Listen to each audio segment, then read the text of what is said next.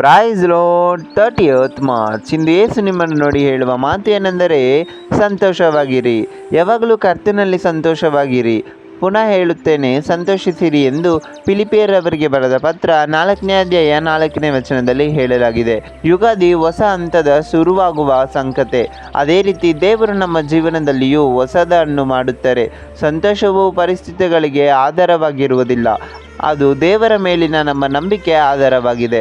ಹೊಸ ವರ್ಷವು ಯಾವ ಅನುಭವಗಳನ್ನು ತೆರೆದಿದ್ದರೂ ನಾವು ಭಯಪಡದೆ ಸಂತೋಷದಿಂದ ಎದುರಿಸಬಹುದು, ಏಕೆಂದರೆ ಪ್ರಭು ಯೇಸು ನಮ್ಮೊಂದಿಗೆ ಇದ್ದಾರೆ. ಈ ಯುಗಾದಿ ಹಬ್ಬವನ್ನು ಕೃತಜ್ಞತೆಯಿಂದ ಪ್ರಾರಂಭಿಸಿರಿ.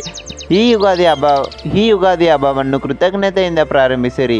ದೇವರ ಆಶೀರ್ವಾದಗಳಿಗೆ ಧನ್ಯವಾದ ಹೇಳಿ ಮತ್ತು ಹೊಸ ವರ್ಷದಲ್ಲಿ ಆತನ ಮಾರ್ಗದರ್ಶನವನ್ನು ಕೇಳಿರಿ. ಯಾವಾಗಲೂ ಕರ್ತನಲ್ಲಿ ಸಂತೋಷವಾಗಿರಿ ಮತ್ತು ನಮ್ಮ ಭವಿಷ್ಯವನ್ನು ಅವನ ಕೈಗೆ ಒಪ್ಪಿಸೋಣ. By verse with Jabaraj. Ugadi ಹಬ್ಬದ ಶುಭಾಶಯಗಳು.